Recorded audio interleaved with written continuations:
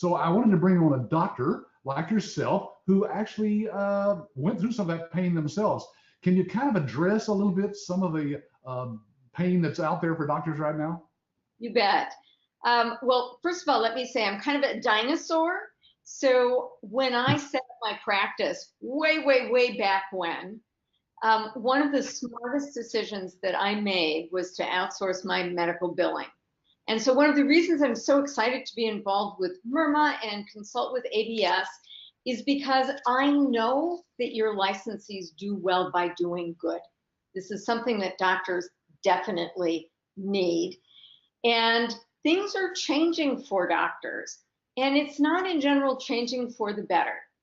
It's tough to achieve the personal and professional and financial rewards that attracted most doctors to a career in medicine. You know, doctors are sort of having to work harder and harder just to keep from getting behind. And there's an epidemic level of burnout, toxic stress. And so what we know is that one of the contributing factors to doctor stress are finances. Now, half of doctors are behind in retirement planning. They sort of feel like this is the time to really make their practices work for them. And at the same time, there's all these regulatory changes. They're seeing their fees go down, their costs go up. So how in the world are they going to do it? So finances, being driven to see more and more patients, is partially behind the burnout. And when doctors are asked, well, what do you need in order to get out of burnout? The number one answer is, I need more money. So that is something that licensees can help doctors do. They can help doctors put more money in their pocket, not by working harder, but by working smarter. This is just a little cartoon that I created about all of the obstacles that doctors face as they try to build wealth. So the new tax law, actually, the only group that probably won't benefit are high earning professionals like doctors. So they're dealing with rising taxes, all the regulatory changes of the Affordable Care Act, debt, theft, and fraud. I mean, this is absolutely huge. I had a buddy whose entire retirement was embezzled by her office manager, and it was gone before she knew. She went into a clinical depression. Lawsuits. Doctors sort of have a target on the back of their lab coat. You know, lawyers are always looking for the deep pockets. So if somebody tripped on your sidewalk, you know, you may or may not get sued, but if somebody trips on a doctor's sidewalk or, you know, falls at a doctor's Christmas party, chances are pretty good somebody's going to be able to get a lawyer because every lawyer wants to sue the rich doctors. Doctors are dealing with rising costs and falling fees and these revenue loops that Patrick has helped me understand in a very business way. Can you say something about that, Patrick, about doctors and cash flow? Yeah, you know, I didn't realize that that term really doesn't register with some doctors because, like you said, they're focused on their patients. That's what they do best. That's their core competency. And so cash flow is really not a big deal. They just assume because they get checks every week or every month from insurance companies that they got cash flow. And that's not necessarily true. They may have some, but they don't have as much as they could have. Right, exactly. And it's easy for that money to slip away. I have to say that I think the world is sort of divided into two kinds of people. There are people like Patrick and the folks at ABS who are really skilled business thinkers. I call them suits. I'm a white coat. I am wired for service. I'm here to help other people. And you, as somebody looking at becoming a licensee, you are a suit also. So it's kind of hard to imagine that a doctor would have problems with cash flow or a doctor would have problems with collections. So if I may, Patrick, what I'd like to do is sort of explain what some of these differences are. Would that be okay with you? Absolutely. Okay, so everyone wants to be successful in their life. And the metric by which suits and white coats measure success are very different. I mean, how will you measure the success of your business? Well, it's your profitability, it's your bottom line. For doctors, however, the metric by which we measure success is the amount of difference that we're making in patients' lives and in the lives of the community. So instead of taking a look at our profit and loss statement, we'll take a look at things like how many patients we've treated, what is our complication rate, what is our patient death rate. And because we all want to be successful, what we do is we make investment in skills and tools that will support our success. So here you are, sort of broadening your business background, getting some tips about how to be more successful in the medical market. On the other hand, doctors invest in skills and tools to help them take better care of patients. Medical technology and medical information is absolutely exploding. And I remember just carrying this eternal fear that, oh my God, there's going to be a time when I was watching Breaking Bad instead of reading the medical journal, and I could kill somebody because of something that I didn't know. So most doctors have absolutely no training in finance, in how to run a business. And so the reality is that you have better developed business and finance skills than doctors do. So doctors can get themselves sort of in trouble really quickly. Yes, we make very generous incomes, but you know what? It's not what you make, it's what you keep. And very, very few doctors actually have the skill to translate their high earning into true wealth. As I mentioned before, about half of doctors are behind in retirement planning. So most doctors are recognizing that they can't just wear the lab coat, the white coat, that they have to have on their team a suit who's really going to look out for their best interest, because you know what? Unless you can keep the lights on, you can't see more patients. And before you could make a fair number of mistakes and still stay in practice, but that's not the case anymore. The margin of error is getting narrower and narrower. So most doctors are recognizing, I need help. I'm facing my own limitations. If I really want to be successful in private practice, I need somebody who's going to sort of fill in the skill set that I don't have. Yeah, and we talk all the time on these webinars and encourage people to research what the real need is out there and the pain that's going on. And we found this Black Book Research organization says the U.S. market for physician billing outsourcing is expected to report an overall 42% growth rate over the period of the quarter 4 of 2016 to quarter 1 of 2019. So it's just booming right now. I guess the whole economy is booming, but the point is it's really, really in the healthcare field booming right now. So that's good news for our licensees, our potential licensees. Absolutely. The other thing, Patrick, is I know so many businesses that have been outsourced to China or outsourced to India, but you know what? Some Americans will go over to India to get their healthcare. There's this whole medical tourism. But in general, this is an industry that's here to stay. It's not going to be outsourced to someplace else. It's a growth industry. And in fact, healthcare is one of the segments in our economy that's actually growing at an accelerated rate when you look at other industries. Oh, yeah. Well, it's like at least 1/5 of the economy right now. I know that. So let me ask you, Dr. Vicki, do you mind sharing your own personal experience with having to decide to outsourcing? I mean, you had it in-house, I think, at some point, right? Right. So when I got out of residency, and just so you know what's involved, so I went to undergraduate for 4 years. I actually did a little graduate school, but we won't count that.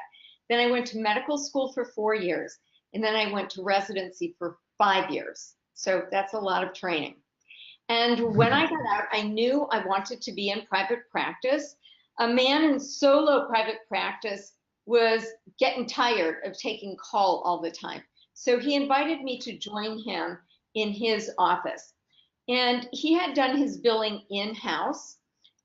His girl, as he called her, Elise, did everything. She did the scheduling, she did the billing, she basically did everything. And when I came in, it just got to be a little much for her. So Elise quit. Well, my partner's wife said, what are we going to do? And she said, you know, this billing stuff, it can't be that hard. You know, like, why don't I just do it? And it took her a little less than a week to say, you know what, this is like really complicated.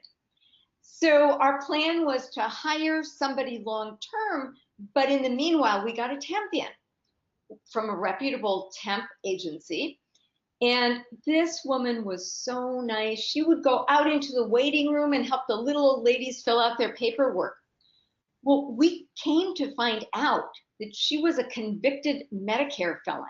So she was probably out there collecting the personal identities of my patients so that she could steal them. Well, I was offered an opportunity to sort of set up shop at another hospital. They were building a multidisciplinary breast clinic. So, you know, all of the doctors who treated breast cancer would sort of form a group, and collaboratively we would choose something. So I struck out on my own. And while I don't have an MBA, I'm not that smart financially. What I did know is that if I wanted to make a go of this, I needed to get paid. And the way to get paid was to submit bills to the insurance companies.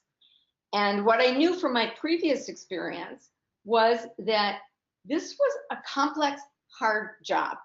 And so one of the very first choices I made as I set up my new practice was that I was going to outsource my medical billing. And I look back and I think to myself, that is really a decision that changed my life.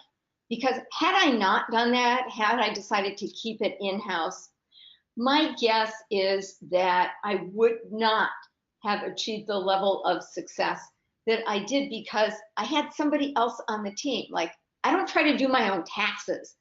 I am a big fan of letting the experts do their job. And so because I was working with somebody who was an expert in billing, I was able to do all sorts of things and grow my practice strategically in a way that I probably could not have if I just had my one person whom I hired to do my billing. Yeah, you know, I've never heard anybody kind of summarize it like that, because there really is so much going on inside the office to have to focus on the clinical side and the business side of your practice. It seems like you're splitting your staff right in two, you know, and in their thinking, they need to be focused on the patient care, right? Well, yeah, so there are a lot of problems in my mind. The first thing is that if my staff were doing the billing, I would sort of feel like it was my responsibility to know what kinds of questions to ask and to be able to assess her. But I didn't know enough about business, the basic business practice, to even know what kinds of questions to ask.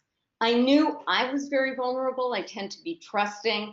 And, you know, for all I knew, somebody could rob me blind just like my buddy got robbed. So I had decided I want to stick with my knitting. What I wanted to do was take good care of patients. I wanted my staff person to be there to take good care of patients. And what I wanted to do was outsource the business parts of my practice, get those running smoothly, a well-oiled machine, so that we could focus on what our agenda was, which was patient care. Yeah, and folks, those of you listening today, think about it. Here we have a business opportunity for you to get involved in, and you're researching, you're doing your due diligence. What better due diligence could you have but to have a doctor like Dr. Vicki Rackner on here today, an independent consultant, a speaker, an author, and she's basically confirming what we teach and tell you on these webinars. You know, you can believe or not believe, you know, Eric Auger or Patrick Phillips, but I think having a viewpoint of a doctor is just wonderful. And Dr. Vicki, I actually have a quote here from a famous doctor. I thought I'd just throw it up here on the screen. Maybe you've heard this before.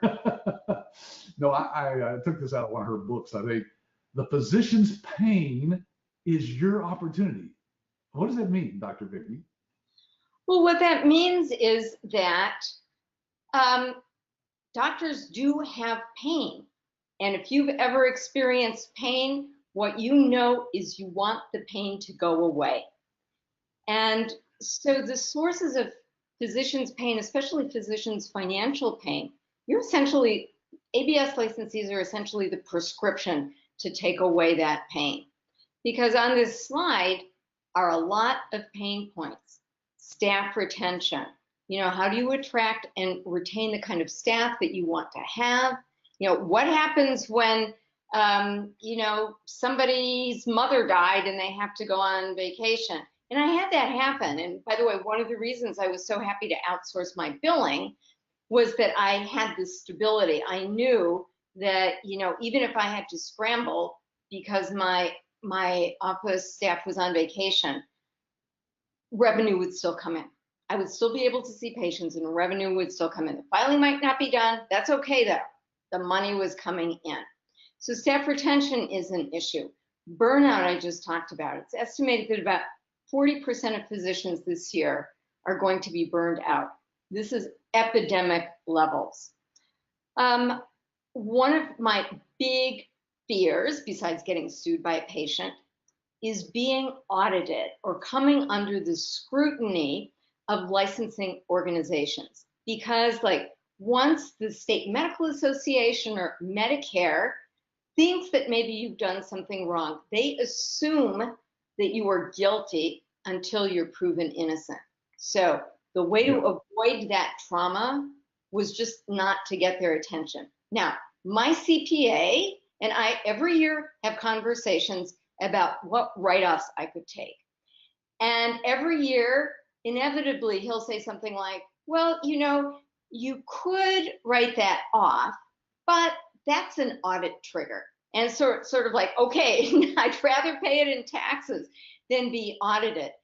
And so I had a lot of comfort knowing that I was billing in a way that didn't raise any red flags, and that I wasn't going to do something to raise red flags, because the person to whom I outsourced was an expert on that.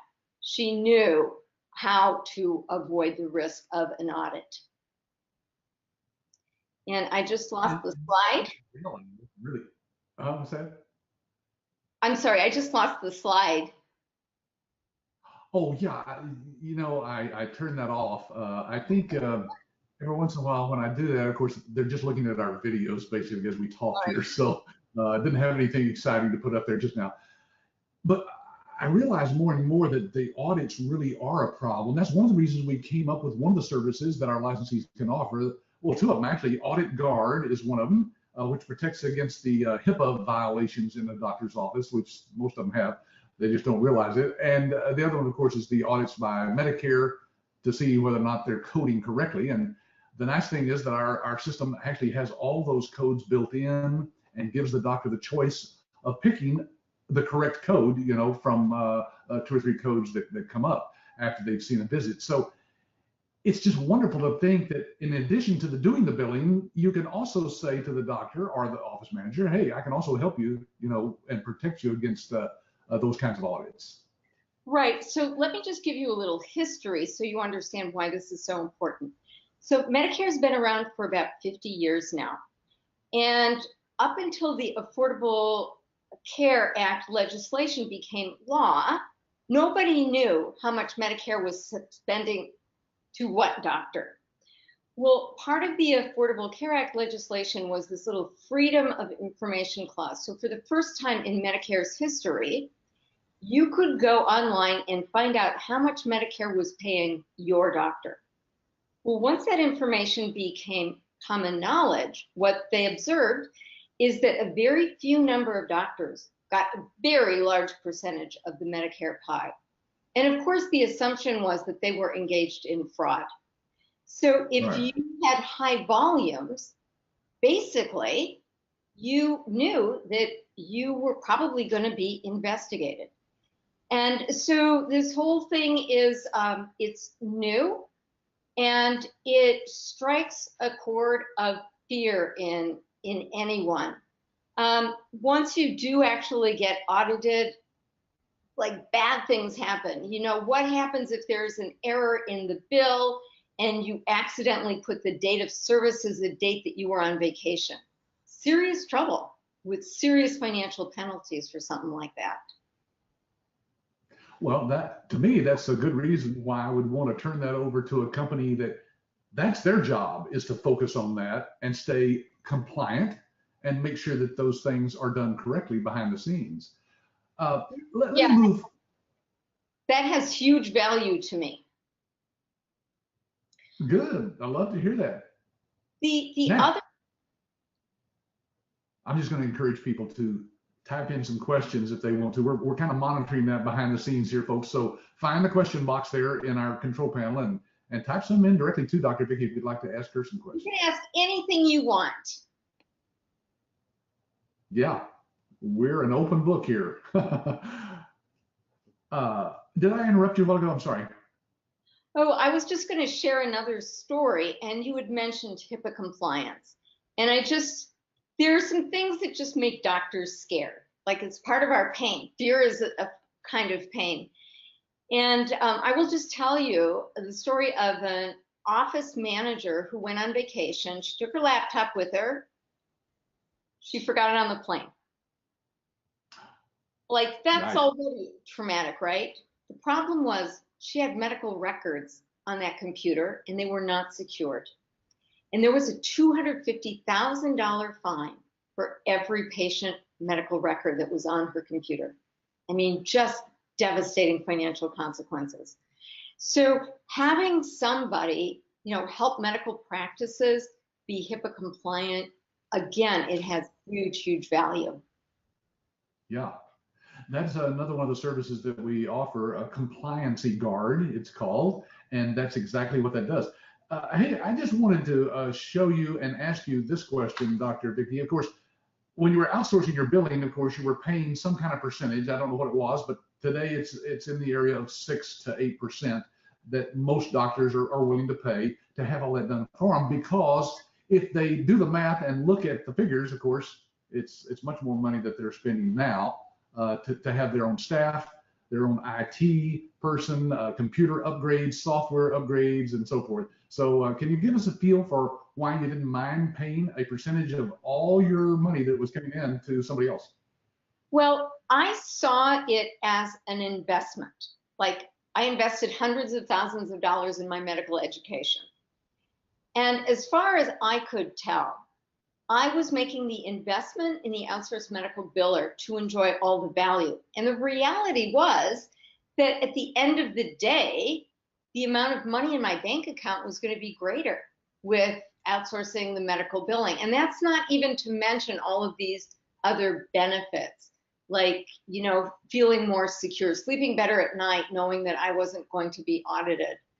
But I'd happily spend $1 to make two. I do that all day long. Absolutely, yeah. And this little chart here, folks, we came up with from some of our licensees feeding back to us that if they were doing about 20 claims a day for a doctor at about $100 a claim, which is low nowadays, I guess, even times 6%, the doctor would be spending with you, paying you about $31,000 a year to do their billing. Well, look at the hidden costs that most doctors don't even think about from having, in this case, 1.5 employees. We figured there at $15 an hour, and then you got taxes and workers' comp and blah, blah, blah, all these thoughts. So it's 48% less expensive to outsource, but doctors don't know that. I've asked them myself, Dr. Vicki, back when I was actually helping my wife build her business, and I'd say, well, what do you think it cost you to have a claim processed in your office? And they invariably would just say, I don't know, $2 or $3, a claim, when it's much more than that when you do the multiplication there and the division. Yeah. Right. So Patrick, there's another question here. And that question is, who's going to do the job right and who's going to do the job better? And like I said, I don't use TurboTax for my taxes. I go to a CPA, I go to professional because I think I'm going to get a better outcome with a professional. And medical billing has become complex enough that I sort of see it in the same light as doing taxes. I mean, people can learn, but it requires a commitment in order to master it And I just decided early on I would rather have somebody who does this every day, all day long, who makes ongoing investments to understand this. I'd rather have that person do it than somebody in my office. Because think about it for a second. The person in my office has experience with the claims that we send. Somebody who does these claims every day, all day long, is not just working with my practice, but they're working with 10, 20, 30 other surgical practices. They know what's happening with these codes. They know what's happening in the community. And as far as I was concerned, I could take advantage of the trends that they were seeing and the things that they were learning that I couldn't learn just as one individual off in my own clinic. Yeah, that's a good point. In our case, we have licensees who have 15, 20, some of them 30, 40 doctors as clients. So obviously they have more experience in dealing with that on a day-to-day basis than one person who, or one and a half people in a doctor's office doing that. And those people may not have been trained by anybody but the person who was there before them. Exactly. And like I said, as a surgeon, I really didn't have the skill to appropriately supervise and tell whether or not they were doing a good job. Yeah, because you really don't know what you don't know. You're focused on doing what you do best as a doctor, helping patients get better. And up front, you're just assuming that everybody's doing their job and the money's flowing like it should be flowing. Let's see, here's a question that has come in from Hassan. He says, what kind of doctors have their own billing staff? General practitioners or surgeons? All of the above. So any doctor in private practice they all need to send out bills. And the question is how. So I was in solo private practice. I was one person. I had one employee. Somebody needs to do the bills. And so that could have been her. Larger groups like, 8 cardiologists or 10 orthopedic surgeons, they can take advantage of the economies of scale. But, they face the exact same questions that I face. What are the checks and balances to make sure that this billing person is doing a good job and not stealing from me? What makes me sure that this person really knows what they're doing so that I can collect the revenue that I've earned and deserved? So it doesn't really matter how big the practice is. I think the questions are the same with each practice. Okay, that's great. Let's see, I've got another one here from Jason. He says, what's the most effective practice in offering the medical billing services to local doctors? How do doctors want to be approached? A great question, and I teach an entire course about this. And so what I have found is that the really high performers don't try to be all things to all doctors. They really narrow in on a specific group of doctors that all network together, have similar values and similar sources of pain. So for example, I'm working with one of the ABS licensees who's a practicing Catholic. Well, there's an association of Catholic doctors. He's going to be going to a national meeting pretty soon. And he's going to get in front of, I think, almost 1,000 doctors. Well, what does a Catholic doctor do? Well, one of the reasons that cash flow is so important for Catholic doctors is that if they generate more income, that means that they're going to be able to donate more to the church and be more philanthropic. So the pitch that we've sort of put together for him is, would you like to serve in a bigger way? You might find that your group of doctors, let's say you want to work with OBGYNs where the incidence of burnout is very, very high. What you could say is, doctor, are you burned out? Would you like to do things a little differently that will really help you thrive? So you want to know what your group is, and you want to gather some intelligence about them so you know what they think. And so you're doing what I call pushing the buy button. You're finding out really what's most important to them. and then keying in on that. Yeah, and really, what we found, Hassan, people want to, I mean, doctors want to be approached with education. You know, they're all into learning more stuff about stuff, right? So, you know, one of the things that we do is we provide you tools, including the book that Dr. Vicki Rackner and some other guy wrote together. and you guys have heard us talk about this before, but do you realize that this is a marketing tool? Now, this is a real book that's available out there on Amazon. I think we priced it at $24.95. Doctors like, I mean, they think they get more money when they spend more money. They get more value. So this is a great book, and really it's worth that because it's got wonderful information for doctors.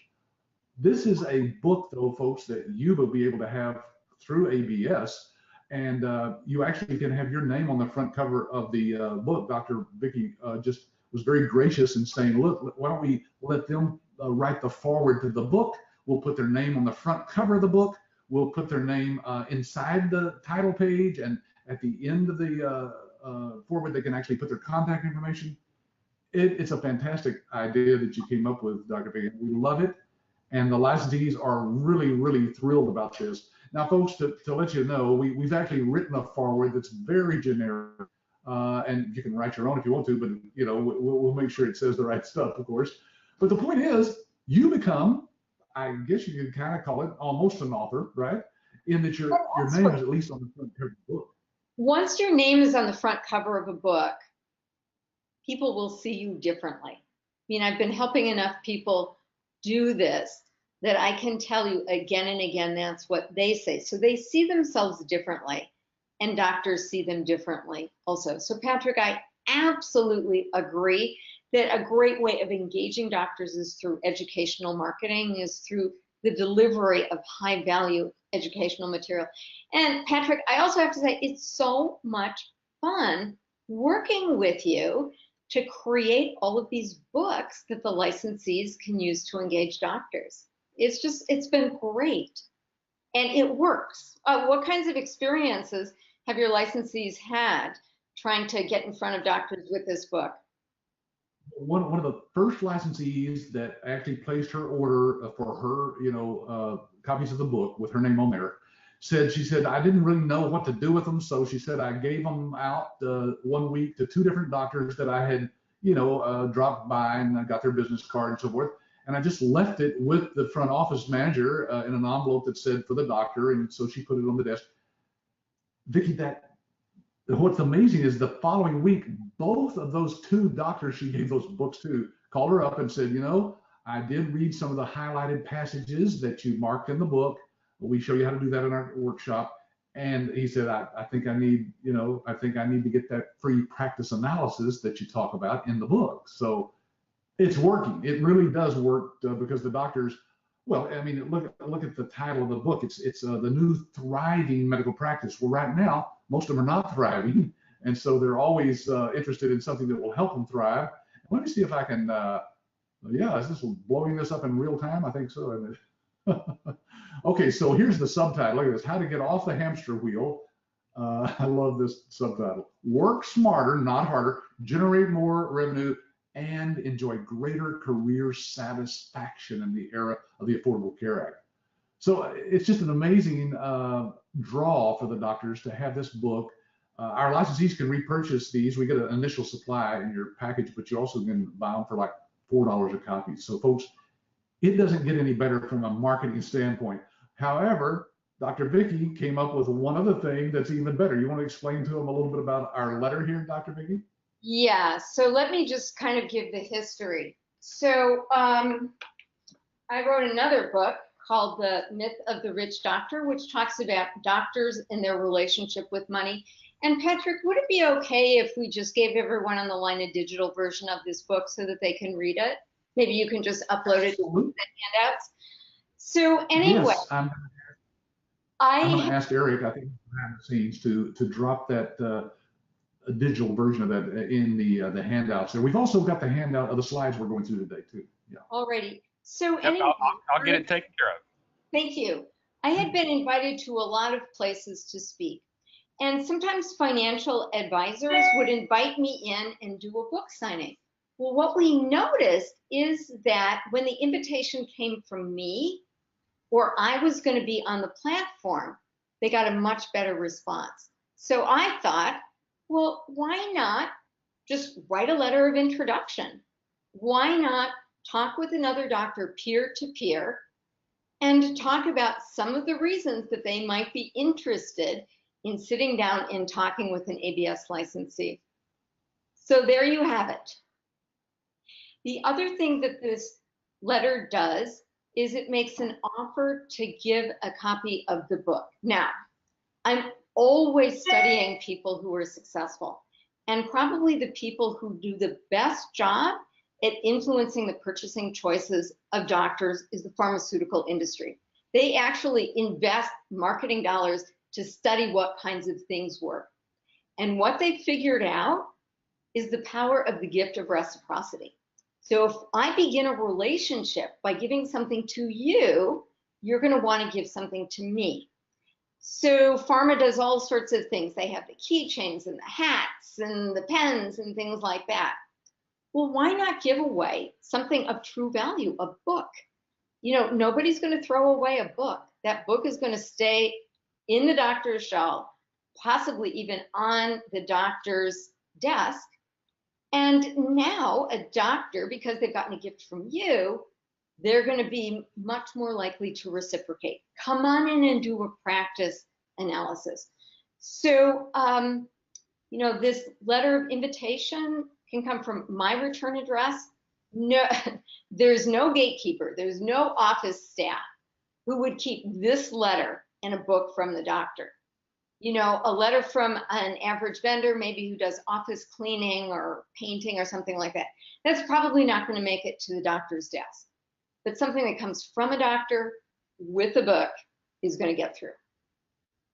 Well, yes, a doctor appreciates their peers and knows that another doctor wrote the book. And so that's one of the reasons why they'll look through it at least. I don't expect them to read every word of a book nowadays.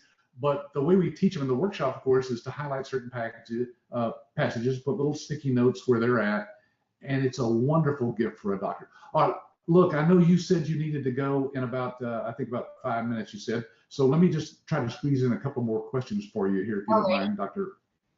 Rackner. Carter says something about how do you build trust? Well, I think we just kind of covered that, right? The trust comes from being associated with another doctor and having your name on the cover of a book. That's one of the ways we do that, Carter. We go into a lot of other stuff, of course, in our workshop and in other webinars that we've done. Stephen says, what about physicians associated with hospitals or hospital systems? Do they have needs for medical billing and claims submission? I mean, they probably do, but the hospital probably does most of that. Wouldn't you think, Dr. Vicki? So these relationships are complex. So if you've got, let's say, a surgeon who has hospital privileges at a certain hospital, it can be hard to tell if that doctor is in private practice or if the doctor might have sold the practice to the hospital or clinic. So there's an easy way of finding out. You just call the hospital and say, hi, is such and such a hospital employee? And you can find out. So Patrick, I don't know if any of your licensees are actually doing the billing for clinics or hospitals. Yes, and we have a system that allows them to do that. We don't encourage them to go after that at first because that's a whole different world of committees and that type of thing. Yeah. But yeah, it's done all the time. Okay, let's see. Here's one from, let me see if I can see this. Karan. Number one, they're asking, do we need a small office with a staff to do this? I can answer that. Most of our licensees just work out of their home. Dr. Vicki, what would you think if you had somebody approach you and you knew that they worked out of their home, or would you know? There's no reason to know. You know, if you have a home office, I would still refer to it as my office. I would do things to protect your privacy, like, you know, get a mailbox someplace else, like a UPS store. As a doctor, I don't care where you're working. I'm not going to go to your place of business. You're going to come to me. And what I really want to know is, are you going to get the job done for me? I don't really care if, you're in Mexico on a beach doing my billing. Just get it done right. That's right, exactly. And we found that to be true. Now, we do have licensees who get to a certain point and where they want to hire some people, and so they'll rent a little office to do it out of. But it does nothing to change their, view, the doctor's view of them. It's things like having your name on the cover of a book that adds the credibility that you need, not where you work nowadays. Okay, the second part of that was number two, who's going to approach the physician or doctors? In other words, who will bring the business? Well, Karan, you're starting your own business. If you buy our license and come through our training, of course, we're going to certify you as a certified medical revenue manager, but we also cover about a dozen different ways that you will be marketing to the doctors. It's kind of like giving somebody a fish versus teaching them how to fish. All right, let's see. Here's one. How to get a doctor appointment? Okay, Marina says, how do we get a doctor to accept an appointment to meet with a licensee when they're so busy? Now, that's a great question. It is a great question. And, doctors are always deciding, what kind of value am I going to get? I'm going to invest this time. What am I going to get back? And so what you want to do is show them that this would be a good investment of their time. And ABS licensees, I sort of see them as change agents. A doctor is unhappy. Maybe they've got burnout. Maybe they don't know how they're going to pay their kids' college tuition because the money just isn't coming in. The ABS licensee is the one who facilitates that transformation. And so a doctor would be happy to sit down and think about, how could I have a better and more optimistic future?